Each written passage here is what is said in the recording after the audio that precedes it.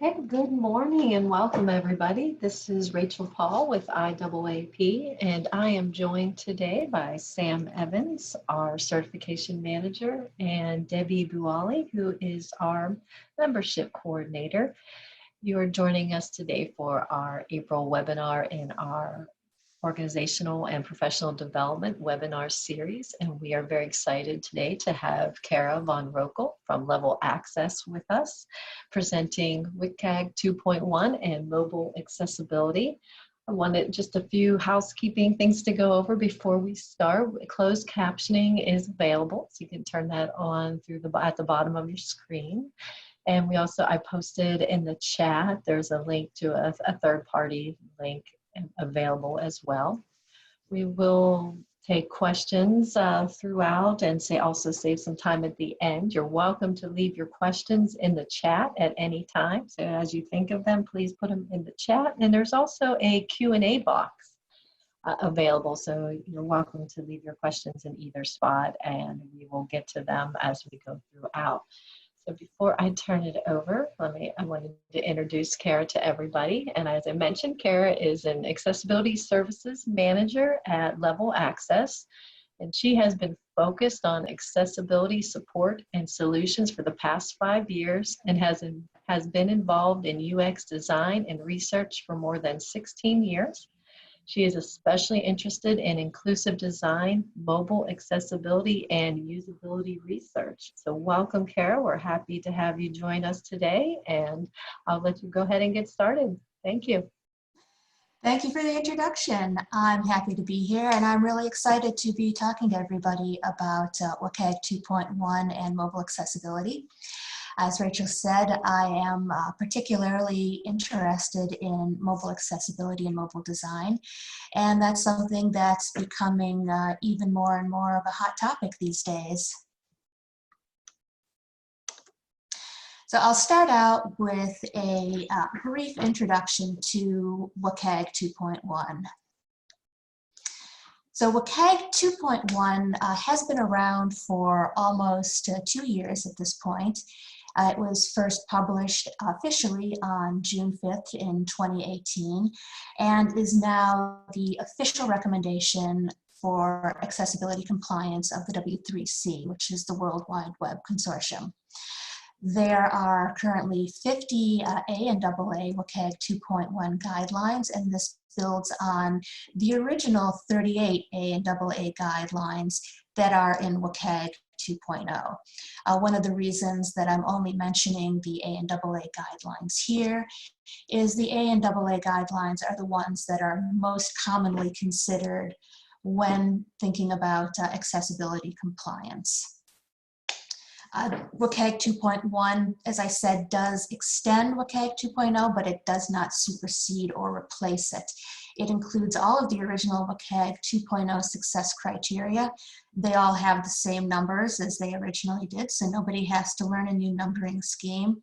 All of the new WCAG 2.1 guidelines are simply added on in their relevant sections after the original 2.0 guidelines. There are 17 new guidelines in WCAG 2.1. 5 of those are A-level guidelines. 7 of those are AA guidelines, and an additional 5 are AAA guidelines. And these are supporting some more broad user groups than the original WCAG 2.0 guidelines.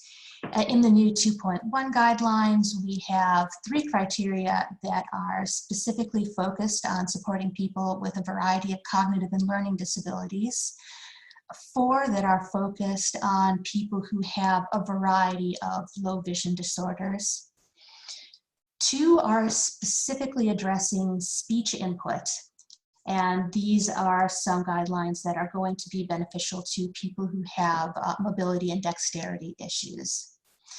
There are an additional 6 guidelines that are more narrowly focused on supporting people with mobility and dexterity issues as well. There's 1 new guideline that specifically addresses vestibular disorders, and an additional guideline that supports people who are completely non-visual. So 8 of these new success criteria, the 6 that I mentioned previously that support motor and dexterity issues, as well as the 2 that are specifically focused towards speech input, really directly benefit people with a lot of mobility issues. These all also more broadly benefit all users of mobile devices, and they also have some specific interest and support issues on mobile devices. A quick note about legal issues, something that we get asked a lot at Level Access is, what are my legal obligations here? Do I have to conform with WCAG 2.1 now? What exactly is going on? And WCAG 2.0 A and AA guidelines do continue to be the current de facto standards as far as compliance goes. As yet, there have been no formal updates to these standards from the Department of Justice. However, we do expect that as time goes by, we are going to see the DOJ move towards WCAG 2.1 as being the new legal standard. And some of the European countries have already started making movements in this way. One of the reasons that I expect that we will see WCAG 2.1 become the new legal standard in the next couple of years is because starting in 2019 and picking up in these first couple of months of 2020, we've really started to see a lot more focus on WCAG 2.1 and a lot more focus on mobile accessibility and inaccessible apps when it comes to lawsuits and demand letters. We're having a lot more of our clients come to us saying that they're being issued injunctions regarding their mobile apps and their mobile websites. So we do recommend considering WCAG 2.1 when you are doing accessibility testing and considering moving towards complying with the WCAG 2.1 A and AA guidelines.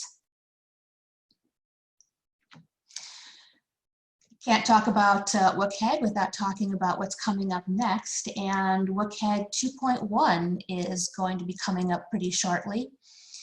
We do expect that some of the WCAG 2.2, is coming up very shortly, and we do expect that some of the WCAG 2.2 proposals are going to build on a lot of these WCAG 2.1 criteria. A lot of them are going to address some of the intentional gaps that were in 2.1.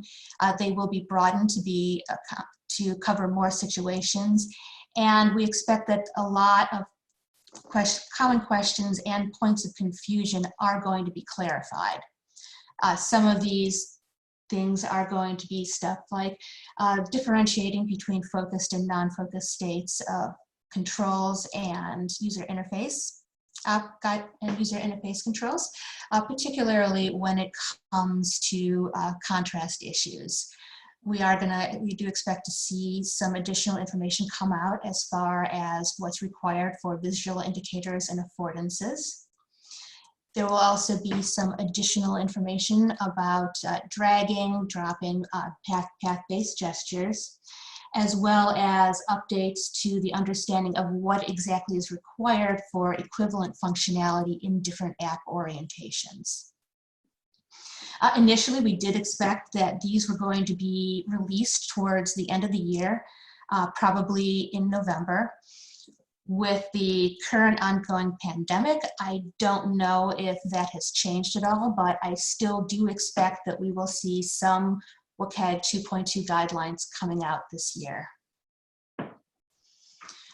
So with that background being covered, we can dive right into some of those WCAG 2.1 guidelines that I was talking about, and we're going to just go through them in number order. So the first one that we're going to talk about is WCAG 1.3.1 orientation, which is a AA guideline and probably one of the sort of most controversial of the new guidelines. Basically, this one states that it expects that content does not restrict its view and operation to a single display orientation, such as portrait or landscape, unless that specific display orientation is essential to the presentation of the content or the functionality. So when we think about who is going to benefit from this particular guideline, it's really primarily going to be people who cannot, for whatever reason, reorient their device. So for most of us, it's really just kind of annoying when we rotate our phone or our tablet and the content doesn't adjust. However, for some people, it's going to completely prevent them from being able to use that app.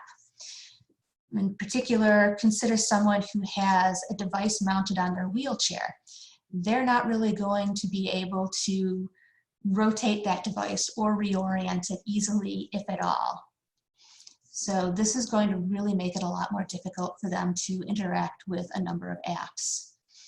This is also going to benefit people who might have difficulties holding their device in a specific orientation, people who have muscle weakness issues, who may not be able to hold the device one-handed in either a portrait or a landscape mode. They may prefer holding their device in a specific mode because it's a lot easier for them to do so. This can also benefit people who prefer specific orientation, either because it allows for larger text sizes. A lot of people with low vision do prefer landscape orientation because typically this does allow for a larger text size. Other people might prefer a specific orientation because of the line length that is afforded. Some people with cognitive and processing disorders may prefer line lengths that are either longer or shorter, depending on their specific needs, because it makes it easier for them to read content or scan a page.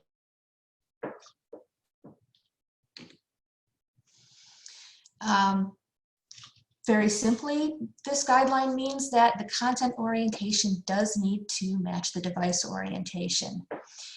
And here, it is important to distinguish between a content creator's responsibility to not restrict the content to a specific orientation, to consider different orientations when they are doing their initial designs, and device-specific settings that do govern the locking of display orientation. So in addition to a content creator considering multiple orientations when they're designing their app or their mobile website, we want to make sure that if a user has indeed locked their device display to a specific orientation, the application does need to pick up on that setting and display content accordingly. So if you rotate your device, the content should rotate along with it. It's fairly simple and straightforward, but this is one of the ones where it's a little bit more difficult to ensure compliance. So in order to test this, first we do recommend that you make sure that your device is not locked to a specific orientation. On Android devices, you can find this setting under Settings in Accessibility. It's a simple toggle. You can turn it on and off, and it allows you to auto-rotate the screen. On iOS, this setting is available in the Control Center. It is the button that looks like a lock icon surrounded by an arrow. And once you have turned off your screen lock, you can test for compliance to this guideline by rotating your device either from one orientation to another, or changing the orientation using those system settings and seeing if the mobile website or the app is going to accommodate those settings. It is important to note here that there are currently no layout specifications for the two different orientations. The only thing that's required is that all content and functionality be present. There's nothing in WCAG that states how that content and functionality needs to be displayed. So one of the reasons why I said that, while this is one of the more straightforward guidelines, it's also one of the ones that's a lot more complicated when it comes to supporting. This is because for apps specifically, most native apps are portrait-based and have tab bars at the bottom of the display for navigation or functionality. Changing to a landscape orientation from a portrait orientation at a minimum would require a redesign of this and changing the orientation or the appearance of the tab bar at a minimum. So instead of being displayed across the bottom of the screen as it is in a portrait orientation, maybe it would need to be displayed either down the left side of the screen or the right side of the screen on a landscape orientation. It's important to note that this is one that we've seen at Level Access that is supported the least. In fact, a lot of native apps, including those from Google and Apple, do fail this criteria. Because there's a lot of additional work necessary in order to support compliance to this guideline, you need to design and code a completely separate orientation display. What we recommend to our clients is not necessarily to spend a lot of time retooling an entire app or an entire mobile website at once, because that can be very difficult to do and can take a lot of time. Instead, we recommend that this guideline be considered when doing any kind of a redesign. So if you're redesigning a section of your app or a section of your mobile website, then think about compliance with this guideline when you're designing that specific section, and make sure that specific section is going to be in compliance. As you go along and gradually update your app or your website, you can probably hit all of the different sections, and at the end you will have an app that is in complete compliance. For the mobile web, this is a little bit easier. Here we really want to think about responsive design. You can use CSS to set the orientation. This is going to allow the accommodate both landscape and portrait orientations. And on the mobile web, show hide controls are going to be very, very useful. You can use these to allow access to content and functionality in all kinds of different orientations. As in all of WCAG guidelines, there are always exceptions to the rule. And as I mentioned earlier, the big exception to this rule is anytime a specific orientation is going to be required for the display of the information or the functionality of the content. I've got an image here of an app for mobile check depositing. These are great, they're awesome. I have one and I use it a lot myself. And this is one that's an exception to this rule. An app that allows users to deposit checks like this really generally has to have that landscape orientation in order to accommodate the check image display because of the way a check is laid out. Some other examples of apps that might be exceptions to this rule are apps that have to do with music, particularly those that are looking at either allowing you to learn piano or play on any kind of a simulated keyboard. You are going to want specifically a landscape orientation for that, because it's going to be very difficult to fit a lot of piano keys in a usable manner in a portrait-like orientation. Next up, we have a guideline 2.1.4, character key shortcuts. And what this guideline states is that if a keyboard shortcut is implemented in the content using only letter, punctuation, number, or symbol characters, then one of three things has to be true. First, there has to be a mechanism available to turn that shortcut off. A mechanism has to be available to remap the shortcut to use one or more non-printable keyboard characters like Control or Alt. Or the keyboard shortcut for that user interface component can only be active when that specific component has focus.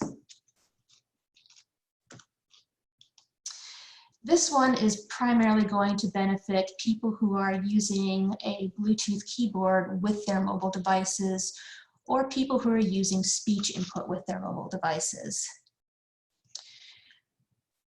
Primarily, this one is going to be applicable only to the mobile web.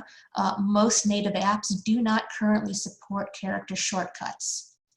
And the intent of this criteria is really to reduce any kind of accidental activation of keyboard shortcuts.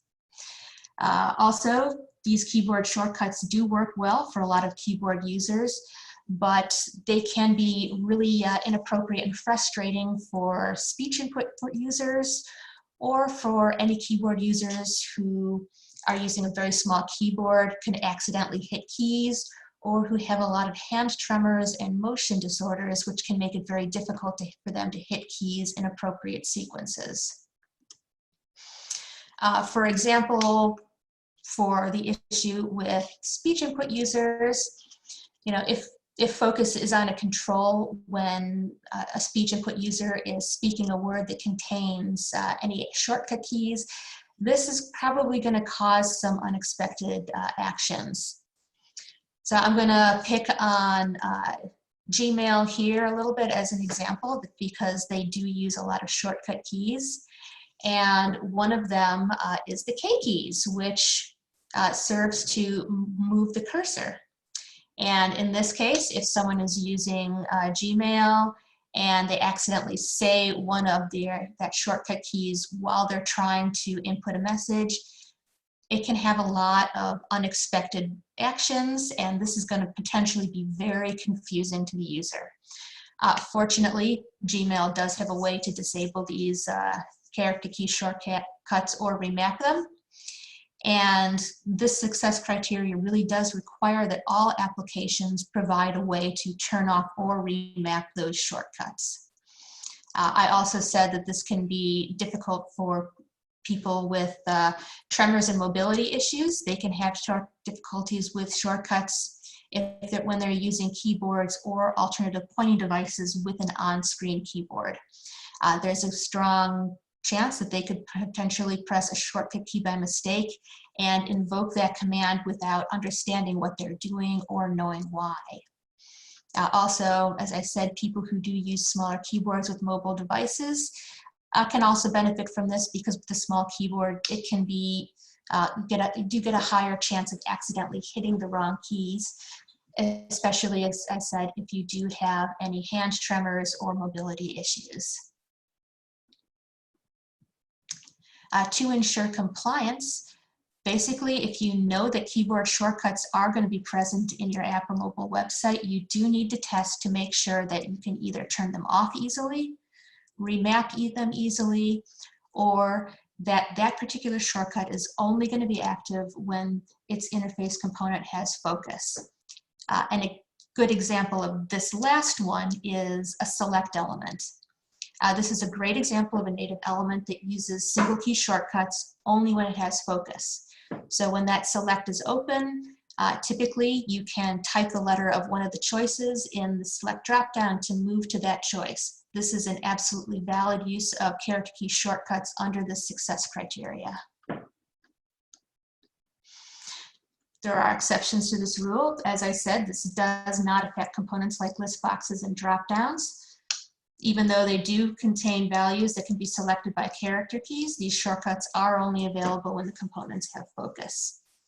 Also, any components like menus that can be accessed or opened with a single non-character shortcut, Alt or Alt plus F, before pressing the single character key to select an item are exceptions, because what this does is this makes the full path to invoking a menu or a shortcut a two-step option, rather than a single step option. Also, access keys are not affected because they do include modifier keys already. WCAG guideline 2.5.1, pointer gestures, an A-level guideline. And this states that all functionality that uses multi-point or path-based gestures for operation can be operated with a single pointer without a path-based gesture unless a multi-point or path-based gesture is essential, which is kind of a mouthful and a little bit confusing, especially if you're unsure, what exactly is meant by some of these different gesture types. First of all, taking a look at who might benefit from this. Again, this is going to primarily benefit people who are maybe not able to perform multi-touch or complex gestures because of mobility or dexterity issues. This also can support people who might not be aware that multi-touch or complex gestures even exist as options. Some people in this latter category are potentially people with cognitive or learning disabilities.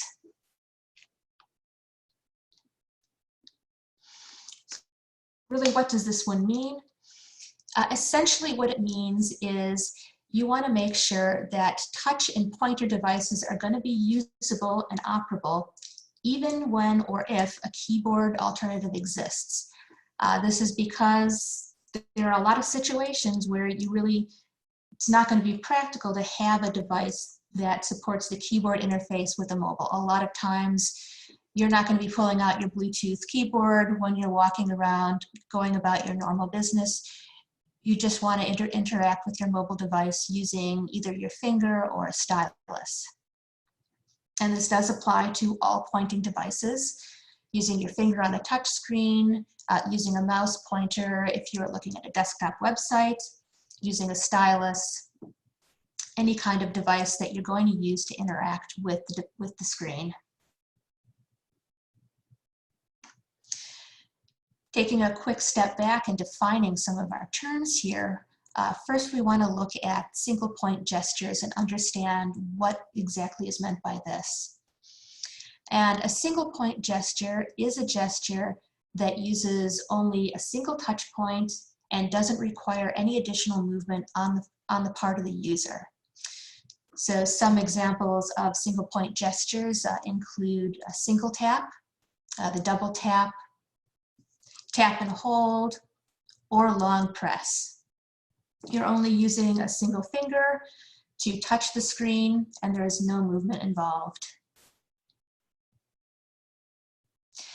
Path-based gestures are a little bit more complicated, and these are gestures that need two fingers or more, or include complicated movements that can be hard to operate for people with either hand tremors or limited movement. Also, users who need alternative input devices like mouth sticks, sip and puff devices, or a head mouse can also benefit from a focus on single point gestures. Also, simple gestures are easier for someone with cognitive impairments to remember and use. Path-based gestures, on the other hand, do require a lot more effort on the part of the user. A swipe gesture is one that has a starting point, at least one intermediate point that the user must pass through, and then a defined endpoint. Drag and drop gestures, on the other hand, these are gestures where really only the start and end point matters. And for the sake of this particular guideline, drag and drop gestures are considered to be exceptions, but any components that are operated primarily through swipe gestures do need those single point options as an alternative. So if your site or application does use these multi-touch gestures, you do want to make sure that you're providing simpler alternatives. So some things to keep in mind for ensuring compliance here. Sliders and carousels, these are some controls that you'll see a lot on mobile websites and mobile apps. And these do have to have simple one-touch alternatives like buttons in order to operate. So we've got an image here of an example that would be compliant. This is a slider on a mobile app. And not only does it have buttons to rotate the carousel either forward or backwards, it also has indicator buttons that are going to show the user where in the carousel they are at any given moment. And also those indicator buttons might be interactive as well.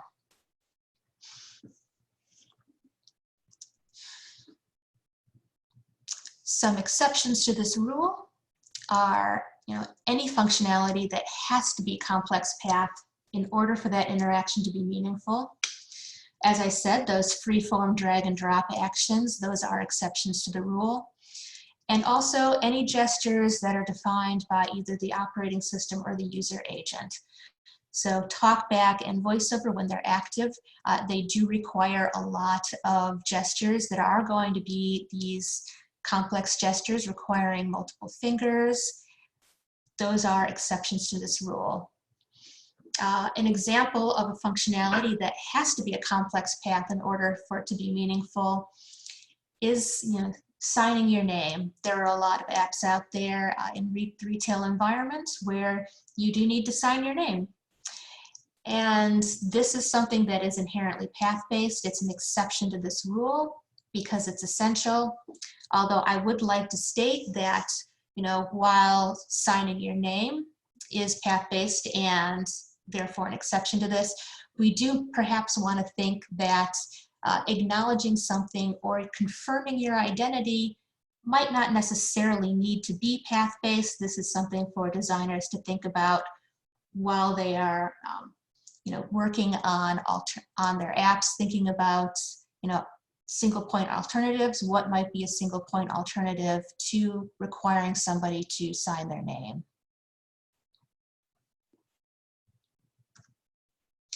Pretty closely related to that guideline is WCAG 2.1, 2.5.2, pointer cancellation.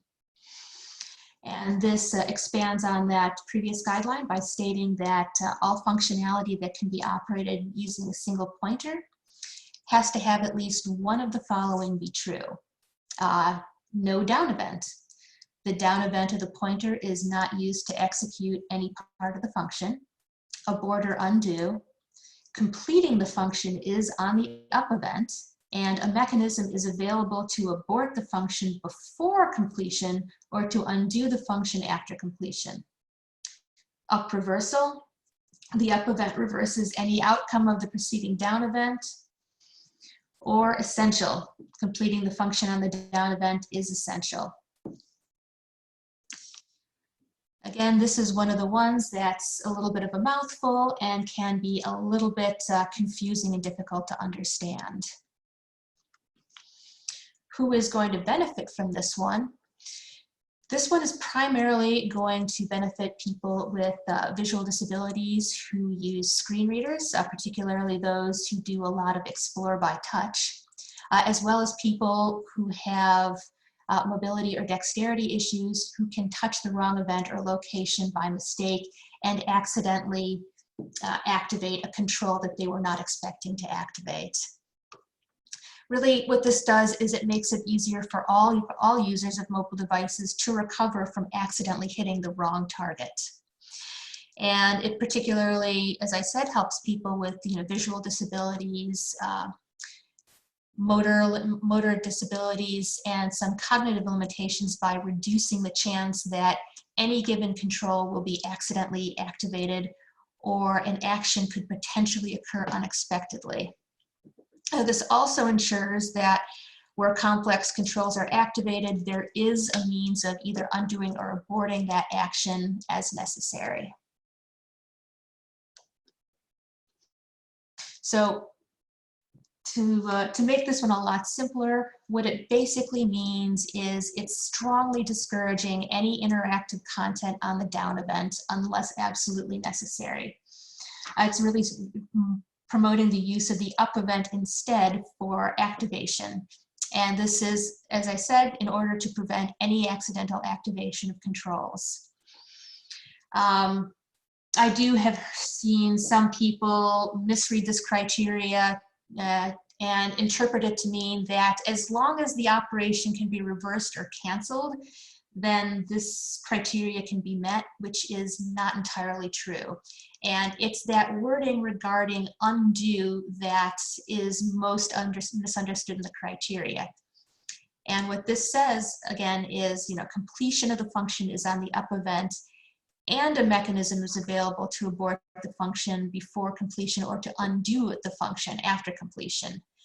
The key phrase here really is completion on the up event.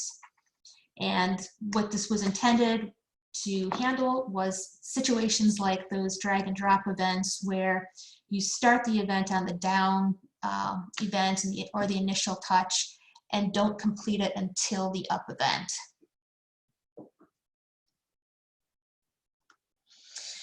To ensure compliance, when you're using an app or a mobile website and navigating along, do make note of any controls that are activated by that initial touch event. We're going to want to keep in mind, keep track of these and determine whether or not they are exceptions to this particular guideline, or if it's absolutely essential that they have to be activated by that initial touch. Some notes for developers here. Really, I do want to emphasize that the easiest way to be compliant with this particular guideline is to always ensure that your actions are being designed so that they're only completed on those up events. You do want to use those built-in generic on-click events by default, and only use the down event when the down event is essential to the functionality of the particular app. An example where that the action absolutely has to happen on the down event in order for it to seem natural is something like a music app. I've mentioned keyboard apps previously. It's going to be essential for the action to happen on the down event to really accurately simulate playing a keyboard using a mobile app. Some other exceptions to this rule, again, it's any action that's going to be required by the operating system, any user agent or assistive technology, and also any keyboard or numeric keypad functionality. So those virtual keyboards on your phones or tablets, they are absolutely exceptions to this rule because it is necessary for the action of typing to happen on the down event.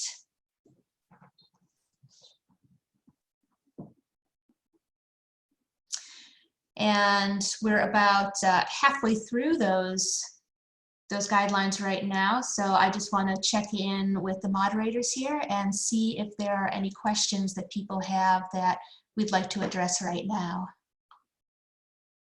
Hi, Kara, it's Rachel. We did have a question. Somebody asked if you could expound upon what are up and down events. So a down event is that initial touch on a mobile device or the initial down click of a mouse.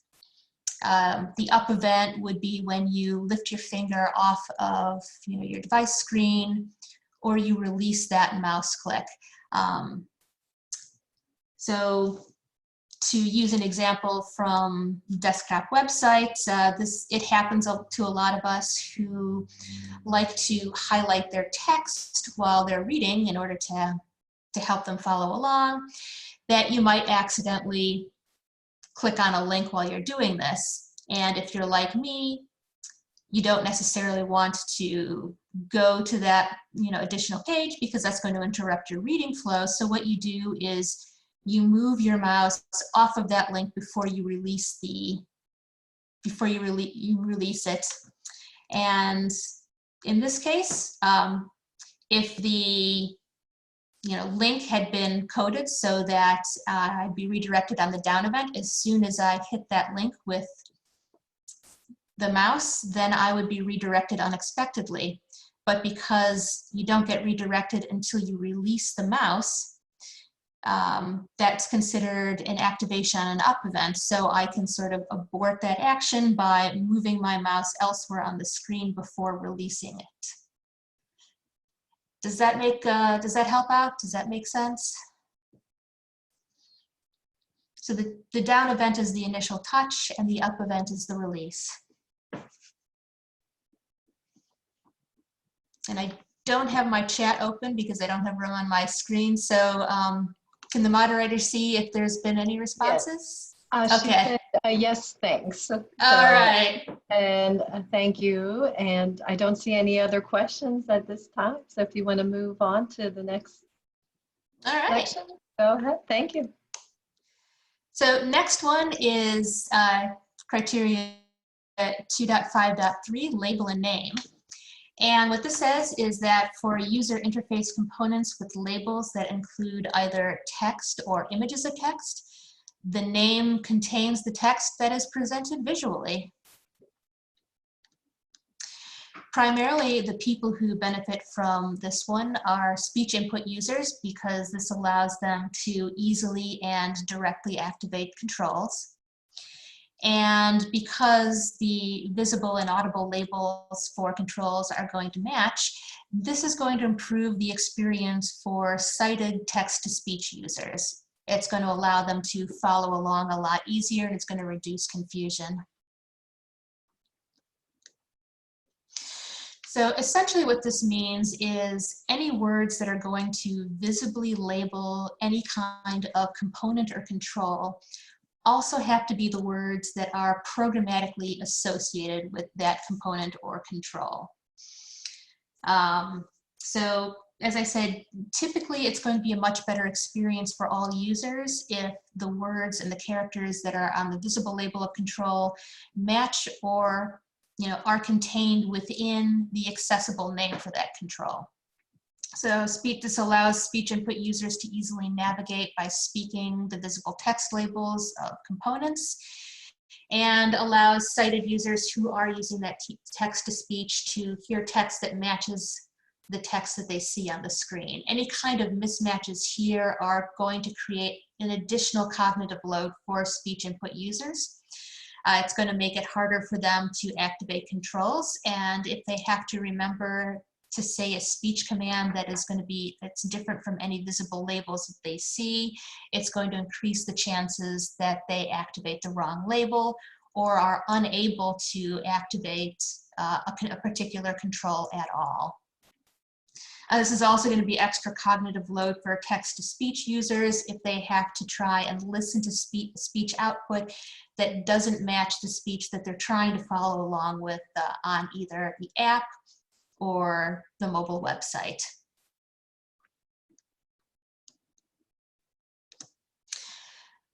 So if you're testing this particular guideline with a screen reader active, act as though you are a text-to-speech user, and just listen as the contents of your app or your mobile website are read out while you follow along visually. Make note of any time you see a mismatch between control labels and what you're hearing. Some guidelines for this, as far as what you should be keeping an ear out for, are how form components are announced and labeled. So the expected default for form components is that when you're thinking about combo boxes, text inputs, and selects, you generally expect those visible labels for those components to be either immediately above the component or immediately to the left of the component. For radio buttons and checkboxes, the expected default is that their labels will be immediately to the right of the radio button or the checkbox.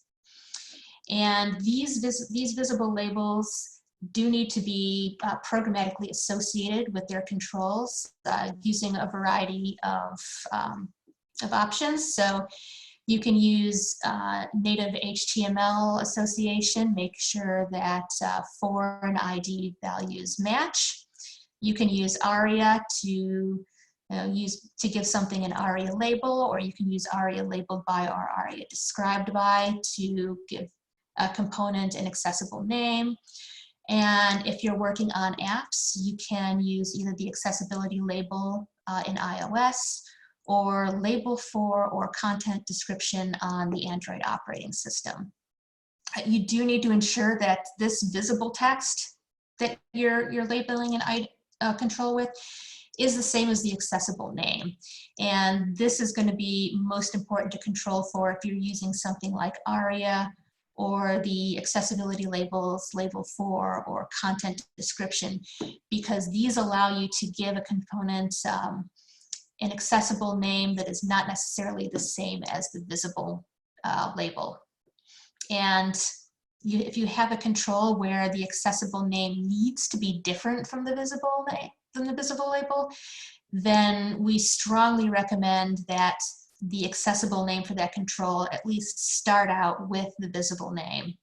A good example of something like this is any kind of a retail app where you're browsing items to buy. You see a lot of buy now buttons, and you're probably going to want to make sure that those buy now buttons have additional context so a screen reader user can be 100% sure exactly what kind of an item they're adding to their shopping cart.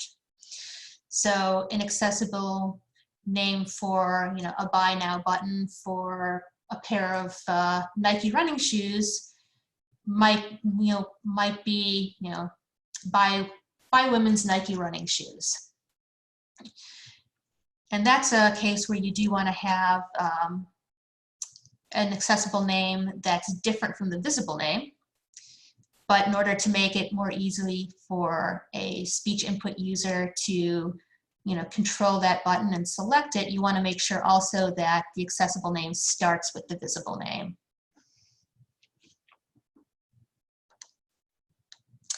There aren't a lot of exceptions to this rule. If you have a visible label for a control, then it has to have an accessible name that either matches or starts with the visible label. The only exception is where there is no visible label for a particular control.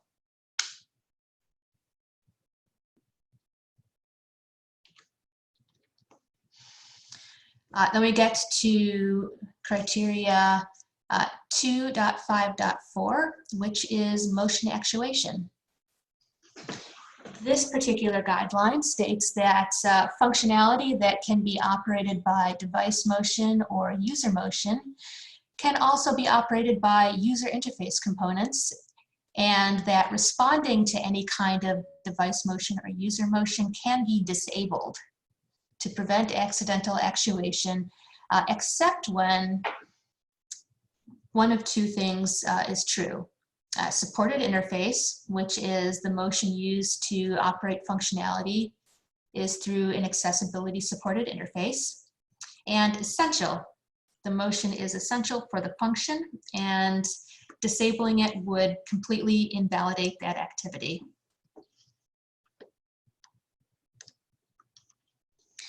So who benefits from this? Primarily, this is going to benefit people who are unable to perform particular motions or movements because of their physical limitations. So we will think back to our example from the very first guideline, orientation.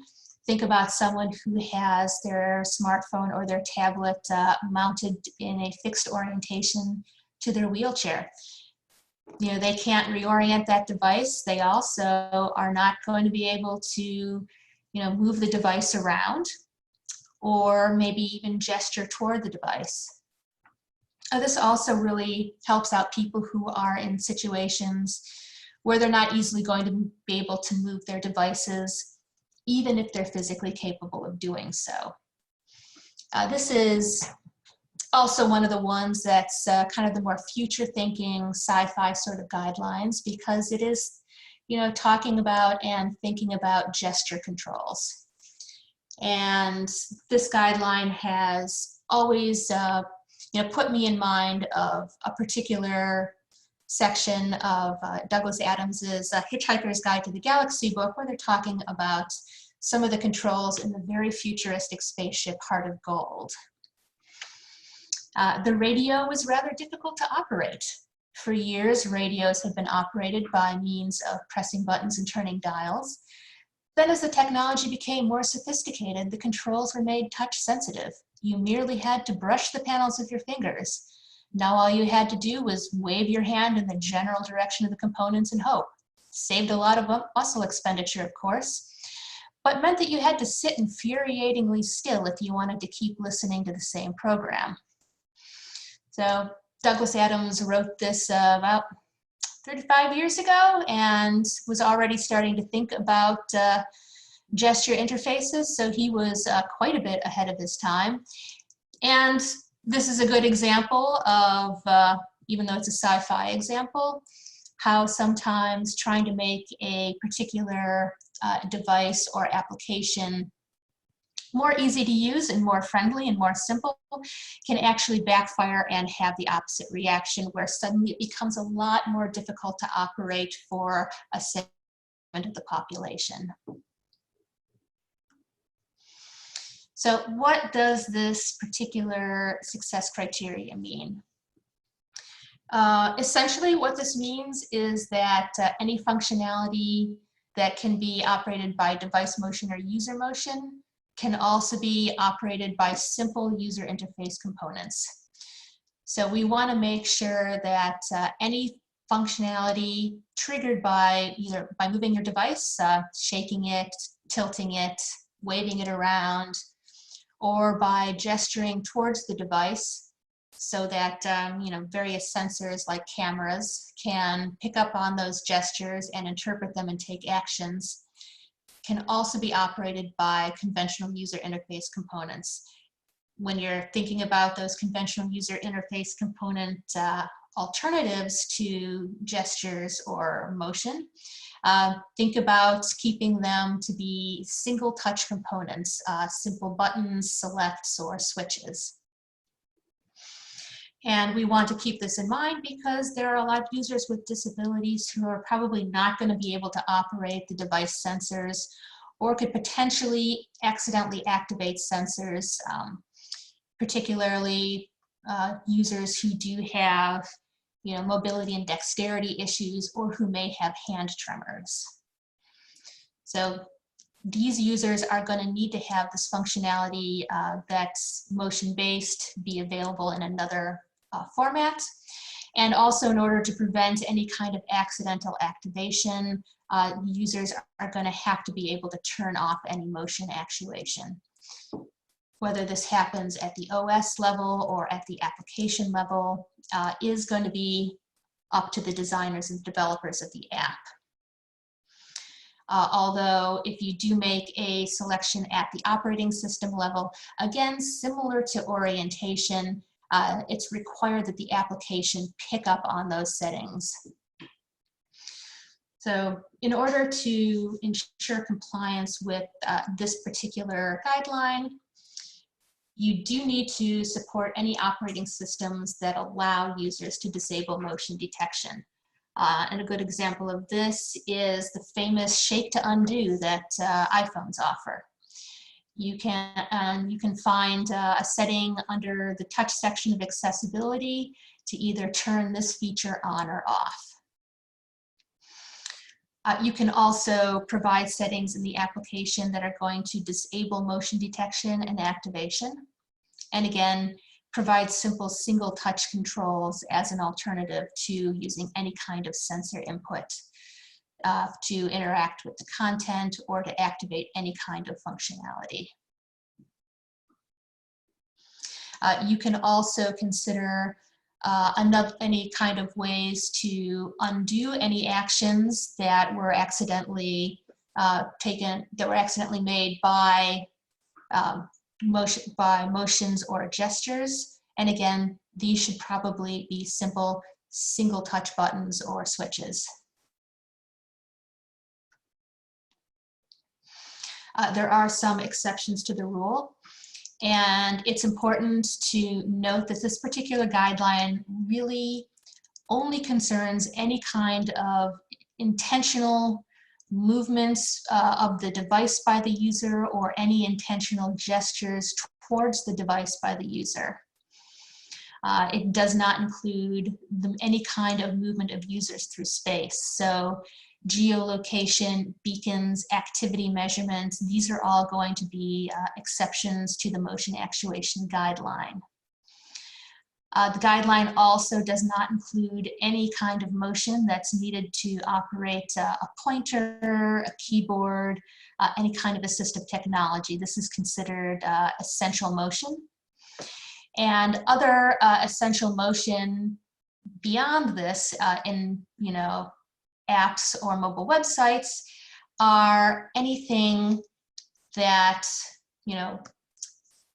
is going to be necessary in order for the functionality to be to be accurate, or any kind of functionality that would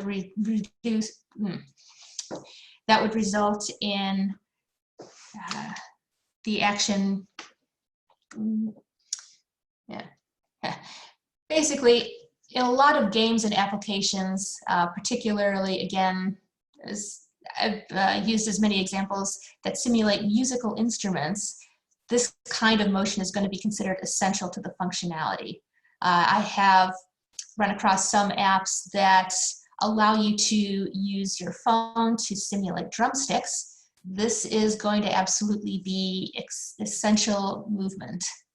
Other essential movement is any kind of motion trackers. So pedometers, Runkeeper, which is very popular with a lot of my friends. Those are essential movements and exceptions to this particular rule.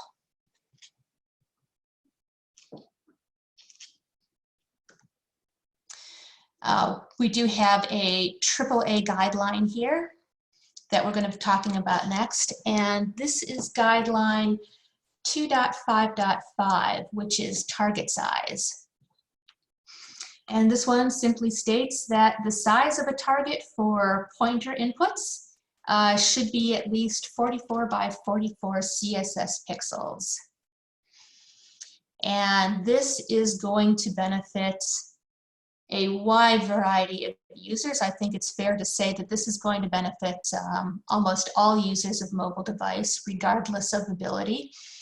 I know that I've had many issues where I've had trouble activating something that's very, very small, or where it's got an active area that's too close to the active area of another control. So it's very hard to activate one and not the other.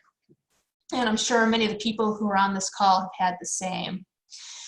So this is really going to benefit anybody who's got a mobile device where they're primarily using the touchscreen for their main mode of interaction. Users with any kind of mobility impairments like hand tremors may have a difficult time accurately touching a control on a mobile screen. You might be in an environment where it's difficult for you to accurately touch a control on a mobile screen because maybe you're standing on a subway car, or you're on a bus and there's a lot of movement around you. Any users who have difficulty with fine motor movements are going to have trouble accurately selecting a control. And users who have large fingers, or maybe they're using a knuckle or only a part of their finger or other touch device to operate a control. And if you have very small controls, users who have low vision or vision impairments might have trouble seeing them. Larger controls are going to make it more possible for these users to accurately find the target.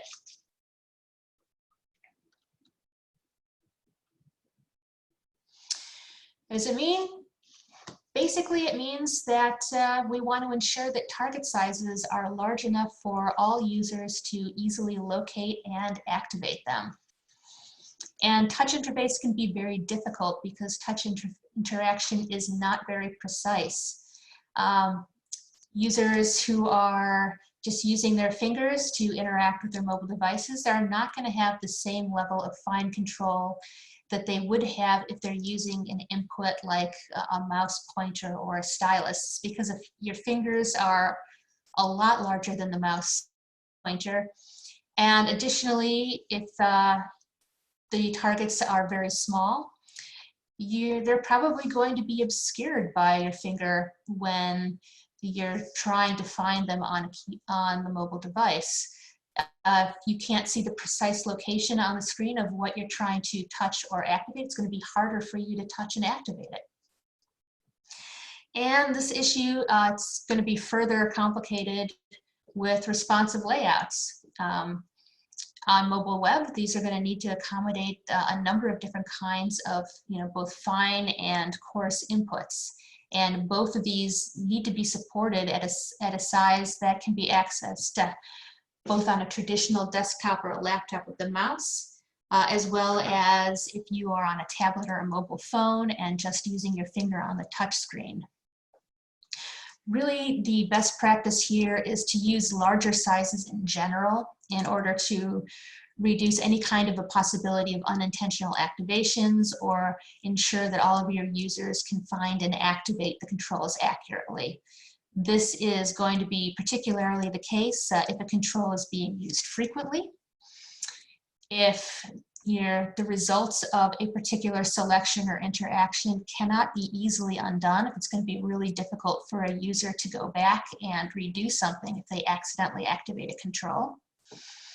If the control is in a very difficult to reach spot on the phone, if you're trying to hold your phone and activate it with one finger, it's helpful to have a larger control so you have a larger target area.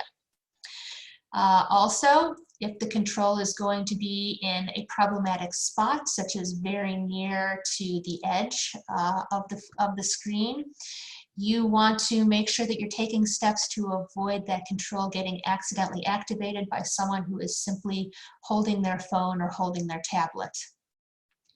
Also, if a control is going to be part of a sequential task, we want to make sure that it is large enough, again, for the user to see and activate, and difficult for somebody to accidentally activate.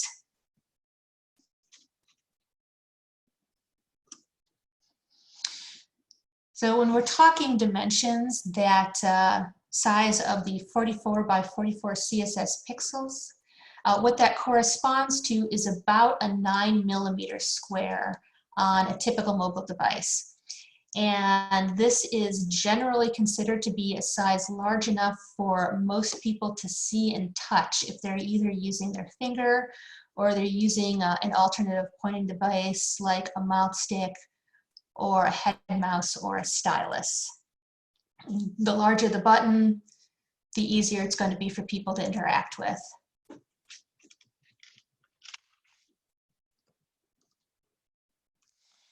So in order to ensure compliance with this particular guideline, we do recommend using standard interface controls where possible. And if you have a control that you're going to be modifying from the default, do make sure that it does follow that 44 by 44 CSS pixel minimum. We also want to ensure that, the active areas for buttons and controls don't have any overlap. We want to prevent accidentally, activating a control that a user doesn't mean to activate, and we want to prevent the user from accidentally activating multiple controls at the same time. In order to ensure this, we recommend that there be a minimum of 8 pixels in between the active areas of adjacent controls. Now, it is fine to have a control that is visually smaller than that 44 by 44 pixel size, as long as the active area for that control is 44 by 44 pixels. You can see in the illustration on the right side of the slide here, the rather small search icon. It's only 24 pixels square, but it does have a much larger active area around it. We also, again, want to prevent accidental activation of controls. So buttons on a phone that are the full width of the screen, we want to make sure that we're observing reasonable margins. So a user who is simply holding their phone is going to be prevented from accidentally activating a button and either submitting information or canceling a multi-step process without meaning to.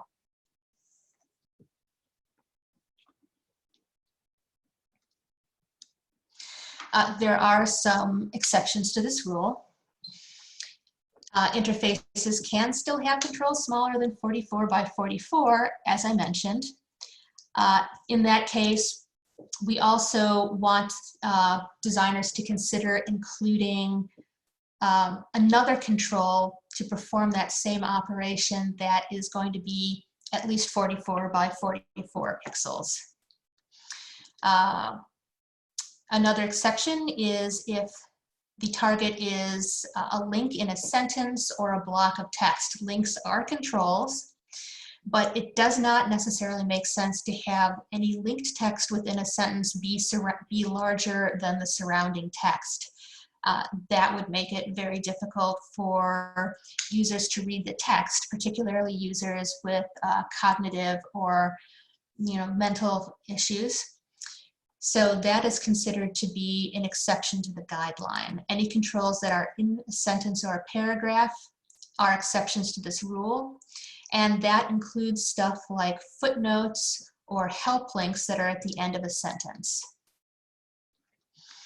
It's also an exception to this guideline if the size of the target is determined by the user agent and is not modified by the author. And that is one of the reasons why, in order to comply with this particular guideline, we do recommend using default controls wherever possible and avoiding modifying them, unless you're going to modify them in order to be larger than the default size. And because default controls can be fairly small, particularly I'm thinking of some form controls like checkboxes or radio buttons, it is going to be advisable to consider modifying those controls so that they are larger. But even if you don't modify them in order to increase the active area or the size of the control, because they are the default controls, they do, technically allow you to comply with this particular guideline. And as the case with most of these WCAG guidelines, it's a generalized exception to this rule that if there is a very specific presentation of the target or control that is considered essential to the information being conveyed, that it is an exception to the rule.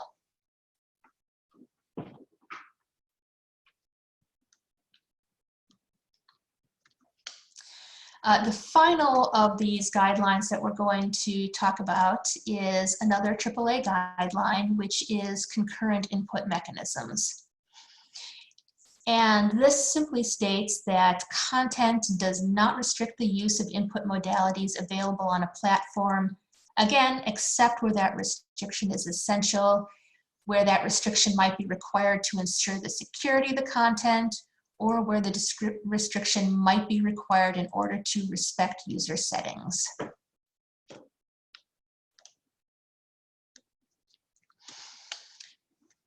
Who is going to benefit from this? Essentially, any users who need or want to be able to switch between input mechanisms at any time.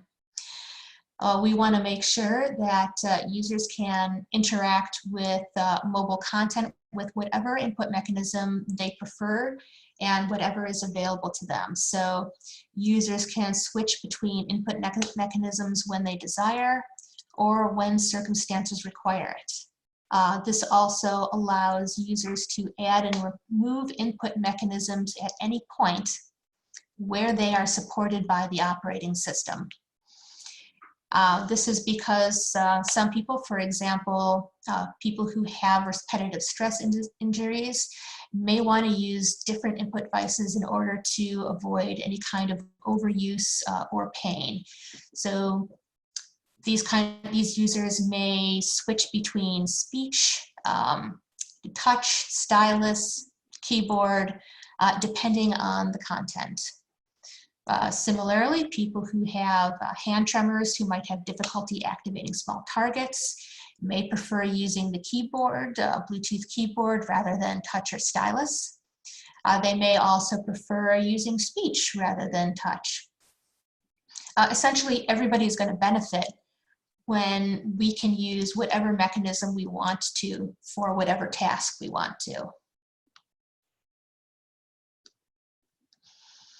Essentially, again, this criteria is intended to ensure that users are not going to be required to interact with their device in a certain way, and that they can use whatever is their preferred input method, whether that be touch, voice, stylus, keyboard, switch control. we really don't want to make any kind of assumptions about what a user is going to use in order to interact with, their mobile device. We want to make sure that users can change between, mobile keyboards on screen, Bluetooth keyboards, touch interaction and voice control, or between different assistive technologies. And if a user starts to interact with a mobile device using one input method, for example, touch or stylus, they cannot be prevented from using any additional input methods as well. So you can't prevent them from using voice interaction or from attaching a Bluetooth keyboard and using that. In order to ensure compliance, really what you want to do is test your content, test your mobile website, test your app with a variety of mechanisms. Interact with it using keyboard, using a switch device, using the voice, using touch, and make sure that you can switch between any of these input types at any given time, and that there is no way that your user is being locked to a specific input type. Specifically for developers here, what this means is we recommend that you use only high-level or input-agnostic JavaScript event handlers when necessary. So focus, blur, click. You do want to make sure that if you're registering event handlers, you register them for keyboard and pointer inputs simultaneously. And think about speech inputs. Think about the guideline that we talked about a little bit earlier, label and name, and ensure that the accessible name for any given control is the same as the visible label or starts with the visible label.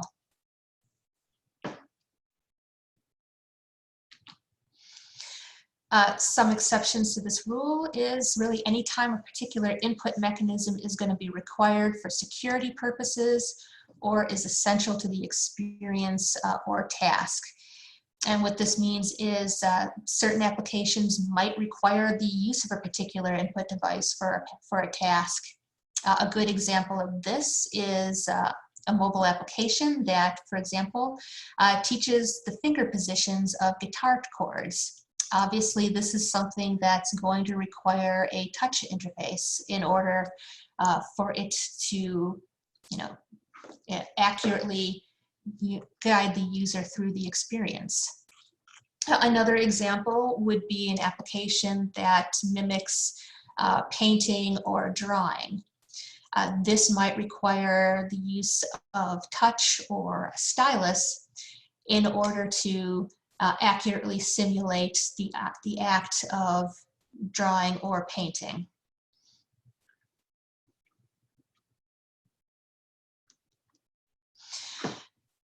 So that covers those 8 WCAG 2-point guidelines that have particular impacts on mobile devices. And at a high level, what we covered today is reviewing what exactly those guidelines are, going over who benefits from the particular guidelines, some recommendations for how to test your app or your mobile website against those guidelines, and how to ensure compliance, and also what exceptions to those criteria might exist that you will need to consider while you're designing and creating your mobile applications or your mobile websites. So at this point, we've got some time for some additional Q&A. So I'd like, is there any additional questions in the chat that anybody has? Hi, Kara, it's Rachel, and we did have one additional question come in. It says, when do controls need to have a visible label, and when does an icon suffice? So that is a really interesting question, and we have seen a lot of the use of icons to label controls. And I would say that an icon is indeed a visible label. It's just not a textual label. And if you are going to be using icons to label your controls, I recommend that you use icons that are very widely understood. So you think about using the gear icon if that's to label a settings control, because that's something that is an expected pattern and a lot of people are going to understand. It's also going to be easy for somebody to use if they haven't had a lot of experience with apps or mobile websites, because as I said, it's an icon that's a common pattern. Does that answer the question? And an icon really is a visible label, it's just not a textual label. Yes, that makes sense. Thank you. But we still have some time. If anybody else would like to add a question in the chat or the Q&A, or if you would like, you can select the raise hand icon and I can unmute your mic and you can ask your question live. Give everybody a minute here to see if they have any other questions.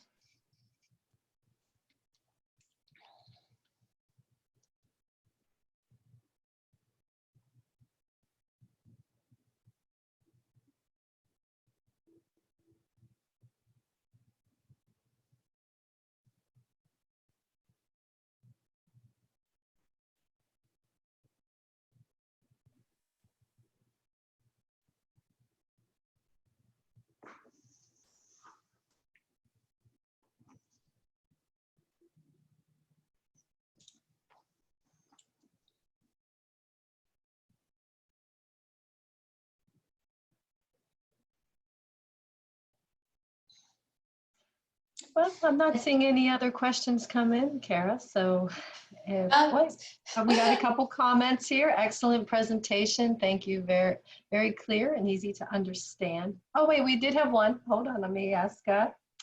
Can you explain reflow, please? It's 1.4.10. Sure. Reflow, first I'll say that reflow generally does not apply on either the mobile web or on apps, because they don't support the user settings that are necessary to support the reflow guideline. That's one that really only applies to the desktop web. And basically what reflow says is that users need to be able to make even finer adjustments to how text is presented. They need to be able to adjust letter spacing, line spacing in a way that the content will accept those updates at the browser level and apply them to textual content so that content is not either cut off or functionality is not concealed from the user.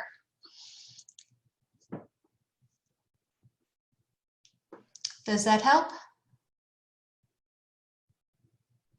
It's sort of an extension on the original 2.0 text resizing, where we said we wanted users to be able to magnify their text up to 200% without any loss of content or functionality. This is just looking at allowing users additional control over how the text is going to be presented to them. And again, that's primarily a desktop web guideline, because mobile devices don't support that kind of fine control of the text on the part of the users. And the follow-up to that last question, Carol, was I misunderstood it before. I thought it refers to mobile. Thank you very much.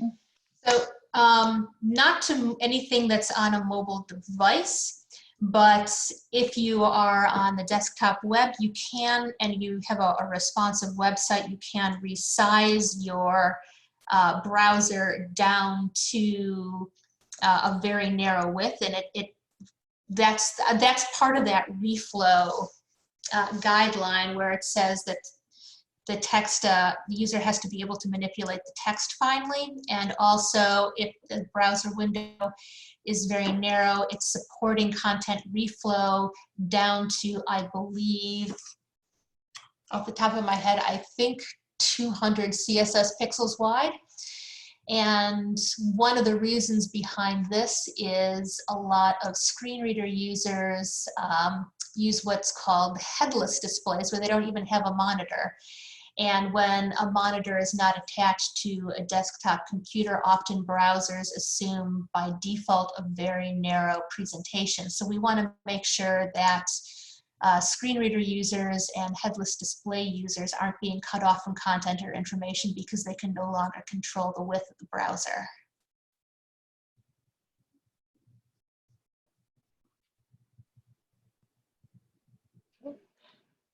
I don't see any other questions. We did have a comment from Martin saying, thank you for a very clear and thorough presentation. This was very useful guidance. Thank you. It's a lot of information to absorb at once, so I do want to thank everybody for listening. Okay. I think if there's no other questions, we'll go ahead and wrap up a little early today. Thank you so much, Kara, for your time and your very helpful and useful information today. We will be sending out a recording of the presentation, and on the webinar page link, there is the upload of the presentation is already uploaded, but we'll share the recording as well. Thank you to AI Captioning for providing our closed captioning today. Everybody stay safe and healthy, and hopefully we'll see you back next month for our webinar in May. Kara, thanks so much. It was great to see all of this web accessibility content in action and how it applies. Thank you so much.